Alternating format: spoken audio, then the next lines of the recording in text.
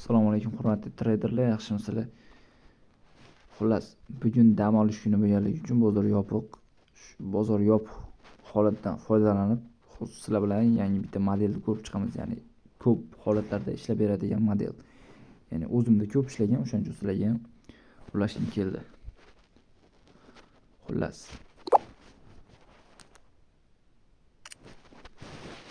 Hozir ko'rsatib berishim uchun menga oq fon kerak bo'ladi. Короче, qaranglar. Ko'p kuzatgan bo'lsanglar kerak, bozorda impuls bo'ladi. Yangilik payti, boshqa payt ko'pincha impuls beradi bozor.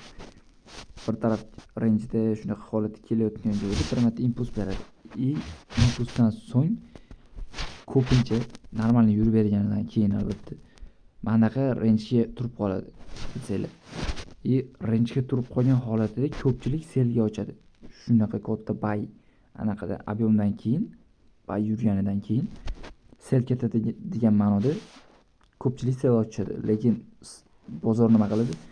Bozor ko'pchilik holatda imенно yangilikda buy chiqib normalni yurib bergandan keyin yana dalshi buy ketib qolish ehtimoli katta.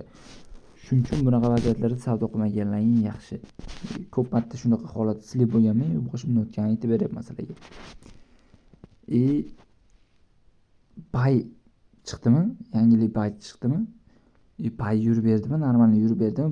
Bozorga kirmaylar. Ozgina bozor o'ziga kelib olishini kutinglar. Normalni ideal zona bo'lib turgan bo'lsa ham baribir bozor strashniy bo'ladi bu payt. Kirib pulinglarni silib qilganinglarga arzimaydi baribir. Bozor o'ziga kelgandan keyin, misol normalniy holatlar, normalniy движение qilgandan keyin kirsanglar bo'ladi. Xullas, mana o'chirib turamiz. Yana bitta model. Endi model deydimi shunga o'xshagan narsa. Xullas. Bozor shuni o'zgartirib olaylik. Bozor buy trendga ketyapti. Bozor buy trendga ketyapti. Bizga kerak bo'ladi shu trendni topishimiz. Misol qarang.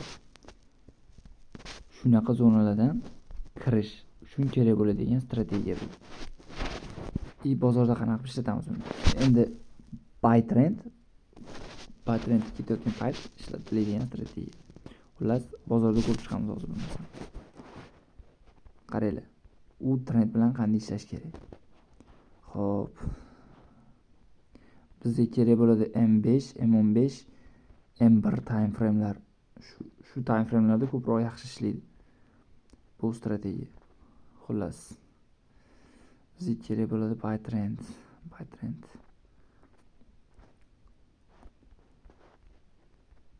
Ko'rib chiqamiz. Xullas. Ana yerda ideal ishlab bergan o'sha hozir aytmoqchi bo'lgan strategiya. Xullas. Bizga kerak bo'ladi bitta minimum zona kerak bo'ladi, qaranglar. Mana. Bu yerda bozor normalniy minimum yasagan. Shu minimumga atkat berib, bitta orqaga qaytib berib, dalshi yana buy trendda davom etyapti. Shunaqa buy trendda davom etyapti. Bizga shu holatda nima kerak bo'ladi? Bitta atkat berish paytida minimum yasagandan keyin bizga kerak bo'ladi ikkita qizil bearish sham. Ya'ni qizil sham, xullas. Sell sham dedim, xullas shunaqa bearish sham kerak bo'ladi bizga. Ikkita bearish sham bo'lganidan keyin biz bozorda, ya'ni undan keyingi ochilgan shamni ikkita yoki 3 ta qizil sham kerak bo'ladi. Undan keyin ochilgan shamni bu ikkita bearish shamning o'rtasiga 50% ga kelishini kutishingiz kerak. 50% ga kelgandan keyin buyga сделка qilasiz. Buyga сделка qilasiz, take profit qayerda bo'ladi? O'sha shamni maksimumdan ozgina tepada bo'ladi. 30 pips deylik, 20-30 pips tepada bo'ladi. O'sha yerga take profitingizni qo'yasiz. Bo'ldi. Xuddi shunday buy trendda ishlashda davom etasiz. Har bitta retestdan kirmoqchi bo'lsangiz, men shunaqa ishlayman xullas. Keyingi narsa xuddi shunaqa. Bozor buy trend o'zgartirgandan keyin yetishganidan keyin selga o'zgarganda xuddi shu narsa. Lekin sell trendda qanaqa bo'ladi? Sell trendda bear ishlamlar bo'lmaydi. Bu ishlamlar bo'ladi. Ya'ni undan keyin ochilgan, mana qaranglar. Buni ham bozorda ko'rsatib beray. Xo'p.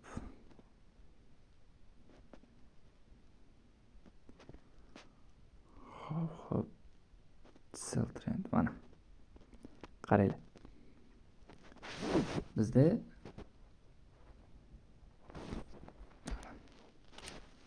bozor bitta maksimum yasagan. Mana bu yerda bitta maksimum yasagan. Maksimumdan tushib kelyapti. Sell trendda tushib kelyapti bozor. Mana qaranglar. Maksimumga bitta qaytib berdi. Qaytib berganidan keyin bizga kerak bo'ladi bullish ham. Qaytayotgan bullish ham, ya'ni. Bitta retest, mana u retestdan kirasizlar. Retestdan kira olmaylar demoqchi emasman hozir. Xullas, shunaqa. Bozor tushib keldi, bizga kerak bo'ladi mana bundaqa ikkita bearish shamlar mana bundaqa. Bundaqa ikkita bearish sham, ikkita bearish shamni 50% ga qizil, ikkita bullish shamni o'rtasiga mana u qizil bearish sham 50% ga kelganidan keyin sellga сделка qilishni boshlaysizlar. Stop loss mana shu shamdan tepada bo'ladi. Endi 10 pips, 20 pips tepada bo'ladi. Xullas shunaqa, mana bu yerda ham xuddi shunaqa ikkita bullish ham uni 50% dan kirdinglar, bozor oqib ketdi.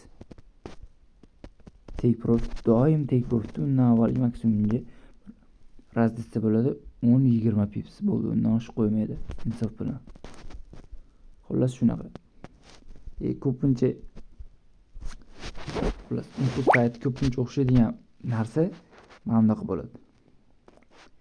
Bitta bozor input berdi, flatga tushib qoldi. Tushib qolgandan keyin ko'pincha holatda buyga buzib o'tgandan keyin yana buyga yurib beradi ozgina. Sell trendda xuddi shunga teskarisi mana. Sell ketdi, ozgina range takansa sell. Shunaqa holatlar ko'p bo'ladi bozorda. O'shaning uchun yangilik payti o'zingizga uverin bo'lmasanglar, umuman savdo qilmaganlar yaxshi. Umuman yangilikda savdo qilish xato. Endi umuman xato demoqchi emasman, prosta balansinglarni yo'qotib qo'yish ehtimolliklari katta. Misol yo'qotishga tayyor bo'lgan pulinglar bo'lsa, nechidir foiz yoki kunlik foydadan nechidir foiz risk qilishga tayyor bo'lsanglar, o'sha holatga kirishinglar mumkin. Yana o'zingizlar bilasizlar. Xullas shunaqa. Bundan boshqa strategiyalarni ham o'zim ishlatib kelayotgan strategiyalarni ham Telegram kanaliga tashlab boryapman. Bemalol